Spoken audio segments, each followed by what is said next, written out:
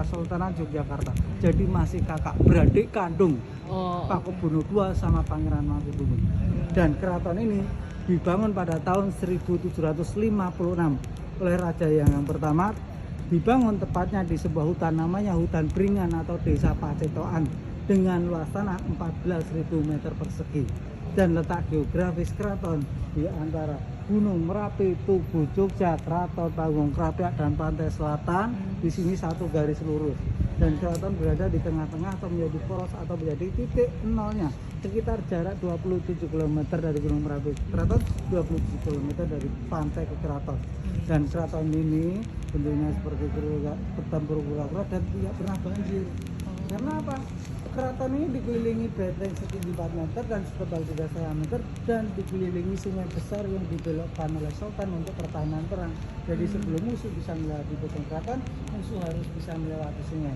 Makanya sering dikenal dengan kota Jogja dari bahasa Sanskerta yang artinya yang tidak terkalahkan. Nah, lalu kereta buatan dari Belanda dengan Sultan Hamengkubuwono yang dipesan oleh Sultan Hamengkubuwono yang ke-6. Ini kereta ini didekarkan oleh Namir Barkuda dan masih ori masih arti semua digunakan untuk upacara penobatan putra mahkota. Kalau ini untuk menyambutan tamu-tamu kebesaran kerajaan. Ini buatan tahun 1901. Lalu kereta yang ditutupin itu tidak dibuka, itu kereta pusakanya keraton. Namanya Kanjeng Nyai Jimat, kereta yang sudah memiliki kodam atau kekuatan. Kereta ini buatan tahun 1740. Kekuatan apa? Kekuatan gaibnya itu kalau di foto kadang dalam foto itu ada yang menangis, itu seorang perempuan cantik memakai baju hijau dan rambutnya panjang. Nah, makanya tidak dibuka. Nah, dan kereta ini digunakan untuk penobatan Sultan Hamengkubuwono pertama, 2, dan ketiga. Setelah itu tidak digunakan lagi. Ini menjadi barang terbesar pusakanya keraton. Namanya Kanjeng Nyai Jimat. Lalu ini ada miniatur kuda putih. Ini kudanya namanya Burnosari. Ini kuda perang Pangeran Mangkubumi atau kuda kesayangan beliau. Kuda ini diberikan pakaian perhiasan emas dan berlian. Wow. Diberikan pelana kuda pusaka namanya Kanjeng Kiai Cekata. Kuda ini simbol dari perwalian Sultan. Jadi apabila Sultan tidak bisa menghadiri upacara adat, diwakili oleh kuda kesayangan beliau ini, upacaranya sudah sah. Kalau yang hitam itu kuda kesayangan Sultan Hamengkubuwono yang ke-8 yang memugar keraton ini. Jadi keraton ini dipugar oleh Sultan Hamengkubuwono yang ke-8 selama 13 tahun. Pada tahun 1921 sampai 1934. Dan keraton Yogyakarta ini dulunya bernama Teratak Rambat. Teratak Rambat itu adalah bangunan yang terbuat dari anyaman kayu. Dan usia keraton sekarang sudah 266 tahun. Nah, ini kereta paling megah. Namanya kereta Kiai Garuda Yeksa. Nama artinya burung matahari. Kereta ini yang kayak di film Sendirilah. Kereta ini simbol dari kejayaan dan kewibawaan. Mahkotanya terbuat dari emas dan berlian. Kereta ini ditaruh oleh 8 ekor kuda putih. Berliannya di mana? Itu. Dan yang di atas tuh sama itu. Nah, dan ini digunakan untuk penobatan raja. Ini hanya ada 3 kereta, Inggris, Belanda, dan Jakarta. Ini kereta ini hadiah dari Ratu Wilhelmina. Nah, dan kereta ini buatan tahun 1867. Kereta ini masih dipakai kelak kalau ada penobatan Sultan. Pernah lihat film Cinderella? Ya, inilah kereta Cinderella. Nah, ini kereta Tinggal Sultan Hamengkubuwono ke-7, namanya kereta Rotoburu. Kereta ini yang sudah direnovasi, ini dulunya digunakan untuk Manggolo Yuda atau Panglima Perang. Kereta buatan Yogyakarta sendiri yang didesain oleh Sultan Hamengkubuwono ke-8 1925 ini digunakan untuk kira para pangeran. Jadi ini kereta paling terunik dari sekian kereta. Ini keretanya tidak memakai tempat duduk kusir. Kusirnya langsung naik di kudanya. Jadi ditaruh oleh 4 ekor kuda. Nah, di depan itu kusirnya naik kudanya. Dan ini untuk biasanya digunakan untuk melihat pacuan kuda. Lalu ini ada mobil. Mobil Sultan Hamengkubuwono dan pada waktu beliau menjabat Menteri Ekonomi Keuangan Industri. Mobil ini 3.500 cc. Nah, dipakai Sultan pada waktu beliau menjabat Menteri Ekonomi Keuangan Industri. Ini masih nyala semua, ini tahun 1964. Lalu mobil Cadillac ini tahun 1964, ini 7.900 cc. Mobil ini digunakan untuk Sultan Hamengkubuwono yang ke-9 pada waktu beliau menjabat wakil presiden mendampingi Presiden Soeharto. Nah, ini anti peluru ya. Wow. Nah, mobil ini mobil Matic dan ini mobil ini pernah hidup menyambut Ratu Julia. Ratu Julia itu sahabat teman dekatnya Sultan Hamengkubuwono yang ke-9.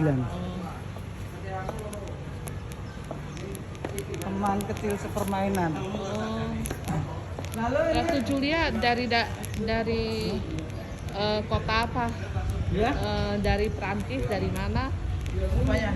Ratu Julia dari mana? Ratu Julia itu dari Belanda. Oh, Belanda. Nah, kalau ibunya Ratu Wilhelmina.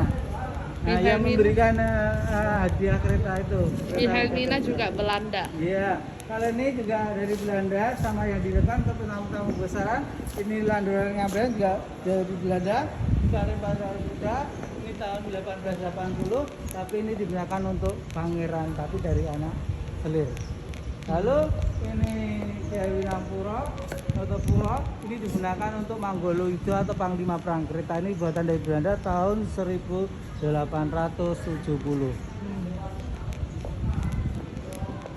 Kereta yang sudah direnovasi. Ini kereta satunya lagi, ya, paling ujung. yang ujung mana? Ini, ya ini. Ini kan kereta ini. itu Ini kereta ini. kuda ini. Ya, kuda, sorry. Nah, ini kuda yang digunakan untuk menarik kereta Kapulitin. Oh. Kuda ini adalah kuda yang untuk pengawalan pada waktu para pangeran berburu. Oh. Lalu ini kereta buatan dari Belanda.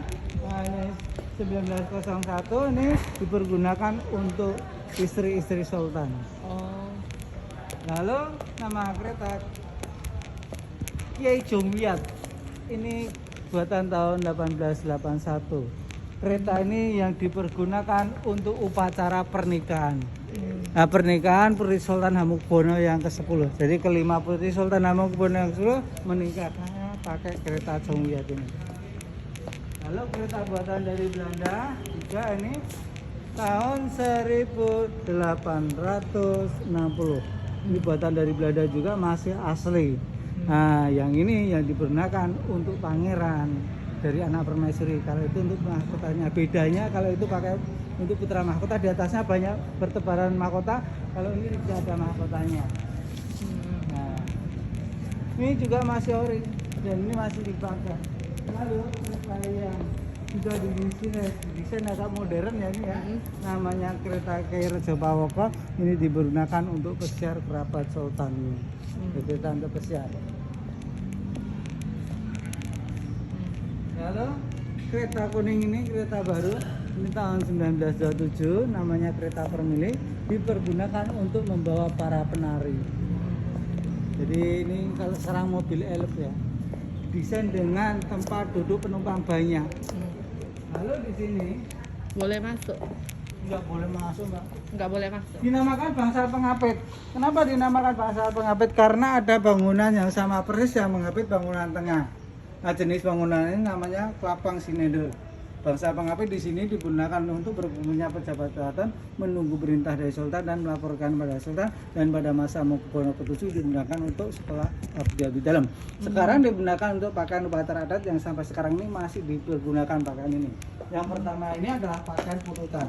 Pakaian pututan ini adalah pakaian yang terbuat dari benang emas yang diberlian.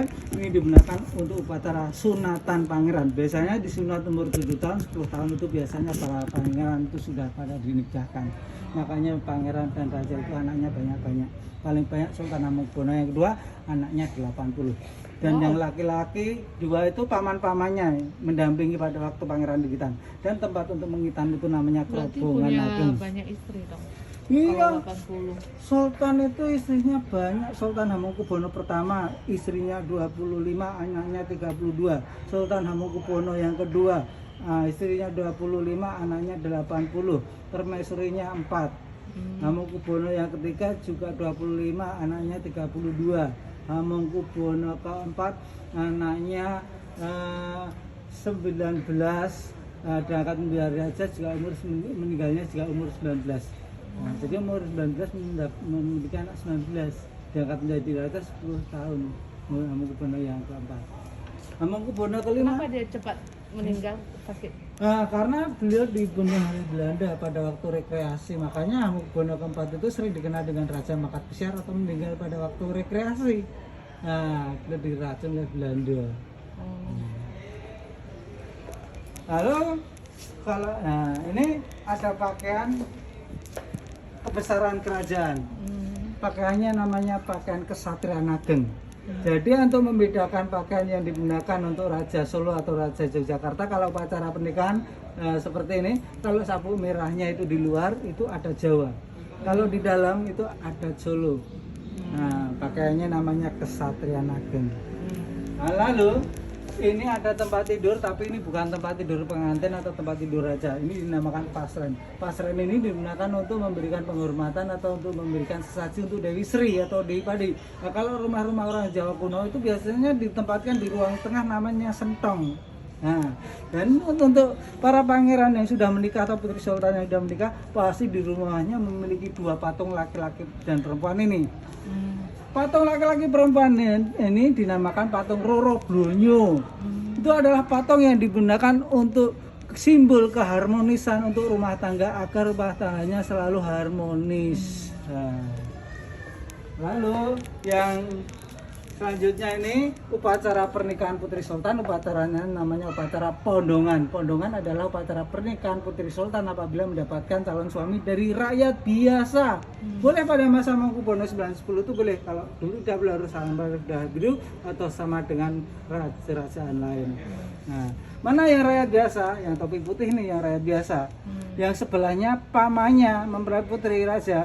Raja tidak boleh mondong, tanda penghormatan sudah diperbolehkan menikahi putri sultan. Makanya pihak mempelai laki-laki wajib memondong putri sultan. Nah, pakaiannya namanya paes ageng sabuk wala cindi. Ornamen paes itu yang di ini kening, itu namanya paes. Nah, itu yang di hiasan emas itu namanya. Paes itu untuk apa dia? Paes itu ada simbol artinya. Yang di atas itu namanya cunduk mentul emas itu. Filosofinya kelak kehidupan rumah tangganya akan selalu bersinar seperti matahari. Yang di tengah besar itu namanya gajan, kelak sang mempelai putri akan dimuliakan oleh sang suami.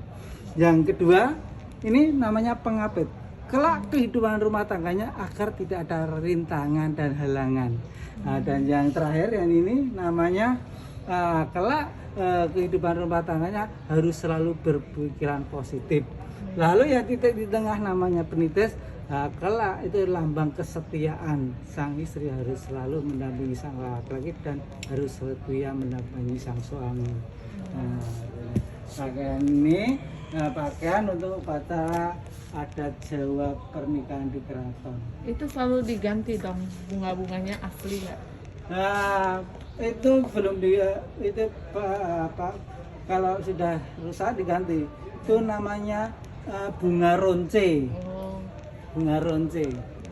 Ada Jawa, pernah pernikahannya ada Jawa? Ada injak telur. Iya.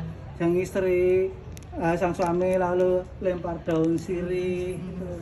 Lalu dalam upacara pernikahan pasti diiringi di depannya ini tarian ini, namanya tarian edan-edanan. Tarian ini berfungsikan untuk tolak bala atau untuk mengusir roja. Lalu yang terakhir ini adalah upacara yang masih berjalan di sana juga, dinamakan upacara tetesan, pakaiannya namanya sapu wolo. Nah, upacara tetesan itu adalah upacara gitanan untuk perempuan. Jadi yang digitan bukan hanya laki-laki, perempuan juga digitan. Dan ada satu lagi upacara yang tidak ada di sini, namanya upacara tarapan. Upacara tarapan itu adalah upacara untuk putri raja menjelang akhir balik atau remaja. Setelah diadakan upacara tarapan, putri raja tidak boleh sembarangan keluar dari dalam istana. Dipingit namanya. Dan pada waktu beliau dipingit, putri-putri sultan selalu berkreasi di dalam istana. Selalu ada yang belajar membatik, menari, lalu gamelan. Makanya Jogja terkenal dengan kota batik, itu hasil karya putri-putri sultan pada setelah waktu beliau diadakan upacara tarapan itu. Nah, ini tadi kudanya yang kecil tadi yang untuk menarik ini. kereta Kapolitin. Ini untuk untuk para istri-istri sultan ini. Itu kenapa ditutup? Nah, ini dinamakan kereta Kiai Roto Praloyo. Ini desainnya Sultan Hamengkubuwono yang ke-8, kereta yang besar dan memanjang. Roto itu artinya kereta, Praloyo itu artinya meninggal. Nah, kereta ini digunakan untuk membawa peti jenayah raja. Nah, dipakai 2 kali Raja Hamengkubuwono yang ke-8 dan ke-9 untuk membawa peti jenayah Sultan ke makam Raja Imogiri. Ditarik sekitar 12 ekor kuda dan diiringi oleh abdi dalam untuk dibawa ke makam Raja Imogiri sejauh 12 km. Dan abdi dalam yang mengiringi peti jenayah Sultan ini tidak boleh pakai alas kaki, berjalan sejauh 12 km dan nanti naik bukit yang sangat tinggi, namanya makam Raja Imogiri atau Pajimatan Imogiri. Nah, lalu ini buatan dari Berlin. Ini yang digunakan untuk putri-putri Sultan 1927.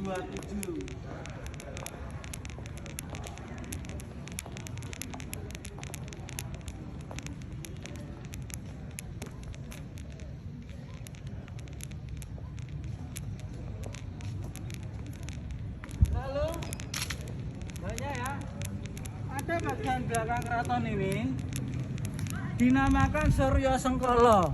Apa itu Surya Sengkala? Ini adalah pertanda akhir pemugaran keraton tahun Masainya.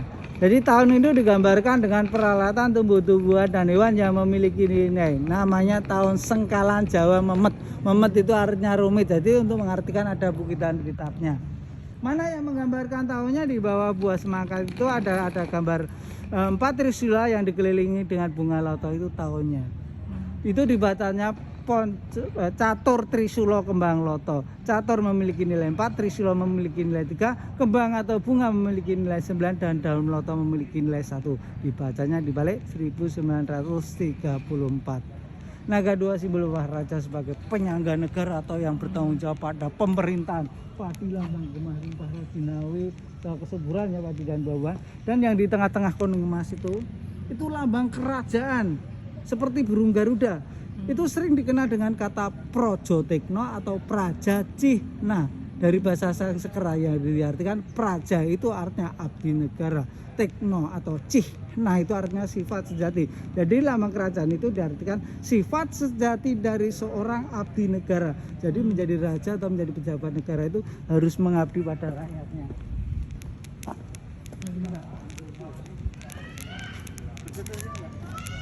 Mahkota lambang kerajaan itu melambangkan pemikiran dan kepemimpinan. Bawahannya itu bulat itu ada bunga teratai melambangkan kecerdasan dan kebijaksanaan. Lalu ada hiasan yang di bawah mahkota itu naik di atas, itu namanya sumping, hiasan emas yang biasa dipasang di telinga sultan. Namanya sumping. Nah, filosofinya agar menjadi pejabat negara itu harus mendengarkan suara aspirasi rakyatnya. Sayap melambangkan perlindungan dan di tengah-tengah lambang kerajaan itu bertulisan huruf Jawa. Huruf H dan B, bahasa Indonesia H dan B, singkatan dari Hamengkubuwono. Itu bawahnya kayak huruf B itu angka 8. Kenapa angka 8? Karena yang memugar keraton ini Sultan Hamengkubuwono yang ke-8. Kalau gelar sultan itu lengkapnya ngarso dalem sampeyan dalem ingkang sinuwun Kanjeng Sultan Hamengkubuwono Senopati Ngalogo Abdurrahman Sayyidin Panatagama Khalifatullah. Nah, itu lengkap gelar sultan. Itu juga ada artinya. Semuanya. Yang B yang mana, ada tulisannya yang mana? Itu ho, yang itu huruf ho. Yang mana ho-nya? Itu ho itu yang gini. Nah, itu kayak huruf naik itu ada M-nya belakang ho. Nah, yang ini bo. Yang mana itu? Ya? Yang samping, tengah atau atas? Nah, yang ho itu yang depan. Oh, ya yang depan itu, yang belakangnya yang bo. Warna, nah, jadi yang warna agak emas itu atau iya, yang mana? yang warna emas tengahnya. Oh. Nah, kalau yang kayak huruf B bawahnya itu angka 8. Oh. Nah, jadi huruf H dan B. Kalau abjad itu ABCD-nya itu, kalau ABCD-nya Jawa itu Hono Coroko, Doto Sawolo, Podo Joyono. Caraka Data Sawala Pada Jayanya Maka Padanga. Itu A B C D E F G. Itu ada artinya Hono Coroko, abjad Jawa. Hono Coroko, ada utusan. Hono Coroko. Hono Coroko podo joyonya sama-sama. Hono Coroko itu ada utusan, podo joyonya itu sama-sama saktinya. Mogo Bodongo itu sama-sama menjadi bangkai. Jadi Hono Coroko itu ada utusan, Hono Coroko. Podo joyonya itu ada podo joyonya pada sama-sama sakti. Podo joyonya Mogo Bodongo itu sama-sama meninggal. Itu sejarah pengelayangan ya, Hono Coroko. Ini nggak boleh masuk. Nggak boleh masuk. Halo. Di dalam ada apa, Pak? Bagian depan ini sambil berdoa, Pak. Bagian depan ini dinamakan Siti Hinggil. Siti itu artinya tanah, Hinggil itu artinya tinggi, tanah yang tinggi. Siti itu tanah dalam Islam artinya asal dari manusia. Hinggil itu artinya tinggi. Jadi diartikan tanah yang tinggi. Nah, Siti Hinggil ini digunakan untuk penobatan putra mahkota menjadi raja, untuk menobatkan raja-raja, untuk upacara Piswananaku bertemunya raja dengan rakyatnya, untuk upacara gerebek. 19 Desember 49 Presiden Soekarno dilantik di Siti Hinggil itu. Nah, dan Universitas Gajah Mada dilahirkan juga di keratonnya, mendirikan Sultan Hamengkubuwono yang ke-9. Nah, lalu itu ada ornamen naga, itu dinamakan bangsal agung. Bangsal yang di dalamnya terdapat bangsal yang memiliki simbol filosofi arti di dalam tubuh kita, terdapat jiwa atau roh. Yang di dalam itu dinamakan bangsal manguntur tangkil yang coklat itu. Manguntur itu yang artinya tempat tertinggi. Nangkil itu menghadap Tuhan. Jadi Pak, di tengah-tengah itu ada singgasana raja tempat duduk sultan, aslinya terbuat dari emas, namanya Dampar Kencono. Jadi kalau sultan selalu berdoa bersemedi, selalu menghadap ke arah Tugu. Manunggaling kawula Gusti, mendekatkan diri kepada Tuhan. Nah, lalu di belakang bangsal singgasana raja itu ada bangsal lebih tinggi dari singgasana raja. Itu dinamakan bangsal Witono. Witono itu diambil dari arti wiwite ngono, asal mula kita. Nah, jadi walaupun beliau sudah menjadi pejabat, menjadi raja, menjadi seorang pembesar yang sangat sukses, dia tetap menempatkan orang tua di atas segalanya. Jadi bangsal Witono digunakan untuk singgasana ayahanda dan ibunda sultan. Nah, lalu ada ornamen naga dan busur panah di ekornya. Itu tahun akhir pemugaran keraton tahun Jawanya. Jadi ya, pemugaran keraton itu bertahap. Jadi beda-beda tahunnya. Jadi itu dibacanya Pandito Cokrono Gowani. Pandito itu adalah naga yang memakai mahkota, memiliki nilai 7. Cokro anak panah memiliki nilai 5 di ekornya. Naga memiliki nilai 8. Dan naga berdiri artinya berani, memiliki nilai 1. Dibacanya 1857. Lalu depannya ada bangunan tinggi dinamakan Bangsal Tarup Agung. Bangsal itu adalah bangsal tempat tunggu atau tempat penyambutan tamu-tamu kebesaran sebelum menghadap pada raja. Lalu ada kotak kecil fungsinya untuk mengawasi lapangan. Ya, mengawasi lapangan abdi dalam kori atau abdi dalam jaksa. Kenapa kok lapangan diawasi? Jadi apabila ada rakyatnya yang mau minta keadilan pada sultan, caranya harus duduk di tengah-tengah antara pohon beringin berpakaian serba putih dan duduk bersila, namanya topo pp. Minta keadilan pada sultan. Dan abdi dalam kori yang melihat dari kota kecil itu menghampiri, lalu disampaikan aspirasinya pada sultan, barulah dipanggil oleh sultan. Lalu ada bangunan kecil kanan dan kiri ini dinamakan bangsal Pacikran. Pacikran itu diartikan jari terputus. Di sini ditempati oleh abdi dalam kesatuan Singonegoro. Singonegoro adalah agustinya keraton yang melaksanakan hukuman pancung. Kenapa hukuman pancung? Iya, pancung itu dipancung pakai penggal parang. Nah, di sini gara-gara apa? Ya, biasanya dari pengkhianat kerajaan, ya. Nah, dari tahanan perang yang tidak bisa diampuni. Nah, yang sebelahnya ini untuk abdi dalam Marto Lulut. Lulut itu artinya talui, Algojo yang melaksanakan hukuman gantung. Jadi kalau hukuman mati dilaksanakan di 2 pohon beringin itu, disaksikan oleh rakyatnya. Oh, makanya dipakai. Iya. Nama pohon beringin itu yang sebelah timur namanya Wijoyo Daru. tunasnya dari kerajaan Pajajaran. Yang sebelah barat namanya Jonodaro, tunasnya dari kerajaan Majapahit. Ditanamnya 2 pohon beringin di tengah lapangan mengandung filosofi arti bahwa di dunia ini terdapat 2 sifat yang saling berbeda. Yang sebelah timur dalam Islam disimbolkan dari hablum minanas, hubungan kita sesama manusia. Makanya sebelah timur didirikanlah pasar Beringharjo. Beringharjo diambil dari nama hutan beringan keraton. Lalu yang sebelah barat simbol dari hablum minallah, hubungan kita dengan Tuhan. Makanya di sebelah barat didirikanlah Masjid Kagungan Dalam oleh Sultan Hamengkubuwono yang pertama pada tahun 1773. Nah, jadi sebenarnya keraton ini menggarap ke arah laut selatan karena dulu pintu masuk itu dari laut. Seiringnya berjalan waktu dibalik ke ramean kota. Dan keraton memiliki 2 garis imajiner dan garis filosofi tadi. Kalau garis imajiner Gunung Merapi, Tujuh Jogja, Keraton Panggung Kerapiak dan Pantai Selatan, di sini 1 garis lurus, keraton berada di tengah-tengah. Kalau filosofi keraton diambil di belakang keraton. Jadi filosofi diambil dari Panggung Kerapiak. Panggung Kerapiak itu adalah singgasana raja dulunya. Nah, singgasana raja itu melambangkan seorang rahim ibu. Kanan kiri dari Panggung Kerapiak itu terdapat kampung Piji. Piji itu artinya apa? Benih. Rahim dan benih disatukan melahirkan anak. Ditandai dengan pohon tanjung dan asem. Nah, artinya menyanjung dan tersenyum. Asem itu esem atau tersenyum. Jadi filosofinya cara mendidik anak harus dengan cara menanjung dan tersenyum. Nah, setelah dia menjadi anak-anak ditandai dengan pohon cengkir gading. Jadi anak-anak yang sudah memiliki pemikiran yang sangat kuat. Nah, setelah beliau menjadi anak-anak akan memasuki keraton ditandai dengan pohon beringin yang untuk permainan masangin masuk di antara pohon beringin. Saya pernah main?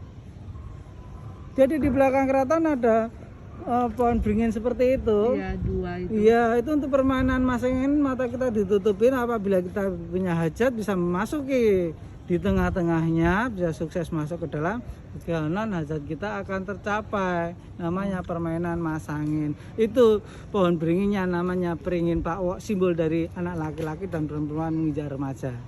Nah, setelah beliau menginjak remaja, lalu akan memasuki keraton ditandai dengan pohon cengkir gading. Jadi remaja yang sudah memiliki pemikiran yang sangat kuat. Dan disinilah beliau ditempa untuk menjadi seorang pemimpin atau pejabat yang baik.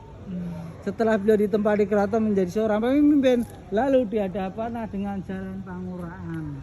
Nah, itu sebelum Malioboro itu ada perempatan, ada gapura, itu namanya Jalan Pangurahan. Itu di jalan sebagai pilihan hidup atau untuk memilah-milah kehidupan. Makanya dihadapkan dengan perempat jalan. Dia mau menjadi pejabat yang baik atau yang buruk. Setelah bisa melewati Jalan Pangurahan ke arah Malioboro ditandai dengan Jalan Margomulyo. Kemuliaan hidup atau sebagai jalan gangguan duniawinya, godaan duniawinya. Margomulyo Malioboro itu. Setelah beliau bisa melatih Pangurahan Margomulyo ke arah Tugu ditandai dengan Jalan Margotomo. Keutamaan hidup. Jadi proses kita dari lahir untuk menuju kedewasaan. Jadi apabila kita dalam perjalanan hidup kita sudah memiliki kesemuanya, tahta, harta dan semuanya. Kalau belum sempurna, kalau belum bisa mendekatkan diri kepada yang kuasa, disimbolkan dengan Tugu Jogja Manunggaling Kawula Gusti mendekatkan diri pada Tuhan. Jadi disimbolkan dengan Tugu Jogja, keutamaan hidup. Jadi agar kita sempurna hidup kita harus bisa mendekatkan diri pada yang kuasa. Dari sepenggal garis filosofinya adalah proses perjalanan hidup manusia menuju kesempurnaan. Kalau bahasa Jawanya sangkang ning paraning dumadi. Ada pertanyaan mungkin? Kalau enggak dilanjut. Ini apa ini diambil? Ini dinamakan bangsal pengrawit. Bangsal pengrawit di sini tempat untuk melantik dan mewisuda patih-patih sultan yang baru-baru. Nah, dan di tengah itu ada batu Itali, batu marmer tua itu tuh singgasana raja. Namanya batu Selogilang. Nah, nanti untuk melantik patih-patihnya yang duduk di bawah sana. Nah, dan di sini untuk Bunggawa atau para pengawal raja. Dan setiap ada singgasana raja pasti di depan sendiri ditempatkan putra mahkota. Jadi putra mahkota wajib dibawa raja dan ditempatkan di depan sendiri. Agar beliau bisa tahu atau selalu bisa melihat ayahnya memimpin kerajaan. Jadi kalau beliau kelak menggantikan ayahnya memimpin keraton, beliau sudah tahu cara memimpin kerajaan. Nah ini tapi pada masa Hamengkubuwono yang 9 patih itu ditiadakan, dihapus karena pengaruhnya kurang bagus, selalu adu domba dan selalu berpihak pada Belanda. Oh gini, tapi maksudnya misalnya seorang anak sultan yang raja, anaknya ada 80 ya. Bagaimana memilih calon mahkotanya, maksudnya yang nanti diutus menjadi raja ya? Nah, bagaimana? Zaman dulu untuk menjadi seorang putra mahkota itu biasanya satu anak kesayangan sultan sendiri, yang kedua yang didukung oleh Belanda. Kalau tidak didukung tidak bisa, tidak bisa, walaupun dia anak pertama. Ada pertanyaan lagi. Dan Keraton Yogyakarta ini sebenarnya bisa menjadi kerajaan sendiri atau negara sendiri. Karena dulu Pangeran Mangkubumi mendirikan kerajaan ini bukan hadiah dari Belanda, karena beliau menang perang dengan prajurit kakaknya sendiri dan Belanda. Akhirnya Belanda menyerah dan menggagas perjanjian ganti, dibaginya kerajaan Mataram menjadi 2, Kasunanan Solo dan Kesultanan Yogyakarta. Dan atas jasa Hamengkubuwono yang 9, makanya Jogja mendapatkan keistimewaan, daerah istimewa. Karena apa? Karena sebenarnya Sultan Hamengkubuwono yang 9 ini bisa membangun negara sendiri, tapi kerelaan beliau mau rela bergabung dengan NKRI, makanya Jogja diberikan keistimewaan. Dan bukan hanya itu, Hamengkubuwono yang ke-9 itu juga ikut membiayai berdirinya NKRI dengan uang pribadi beliau sendiri. Dengan uang beliau sendiri 6.000 juta golden. Dan atas kerelaan beliau mau bergabung, makanya diberikan keistimewaan. Bukan hanya itu, karena kecerdikan dan kepandaian Sultan Hamengkubuwono yang ke-9, beliau menggagas serangan umum 1 Maret. Nah, kenapa ada serangan umum 1 Maret? Karena Bung Karno dan Bung Hatta itu ditangkap Belanda. Lalu dikiranya Indonesia atau NKRI ada kekosongan kepemimpinan, mau dijajah lagi. Tapi Sultan Hamengkubuwono yang 9, kecerdikan beliau menggagas serangan umum 1 Maret. Otaknya beliau Pak Harto pelaksana. Lalu bisa mengalahkan Belanda. Jadi serangan umum 1 Maret itu sebenarnya untuk meyakinkan kepemimpinan dunia bahwa kepemimpinan NKRI masih ada, walaupun Bung Karno ditangkap. Nah, itu kepandaian Sultan Hamengkubuwono yang 9. Dan serangan umum 1 Maret itu difokuskan di Hotel Garuda. Karena apa? Pada waktu itu para pejabat PBB itu menginapnya di Hotel Garuda. Oh, ternyata Indonesia masih ada kepemimpinan. Nah, lalu diakui oleh Belanda, oleh pejabat itu. Iya. Nah, ini habis ini sudah pernah ke Tugu Jogja? Apa? Pernah ke Tugu Jogja? Belum. Tugu Jogja yang asli itu bentuknya yang pertama kali seperti ini. Namanya Tugu Golong Gilik. Golong itu bulat di atas. Gilik itu bulat panjang batu hitam setinggi 25 meter. Tugu Golong Gilik itu simbol dari persatuan dan kesatuan. Pada tahun 1867 Jogja terjadi gempa dan patah. Akhirnya Sultan Hamengkubuwono ke-7 dibangunlah tugu yang sekarang ini. Namanya Tugu Pal Putih pada tahun 1889.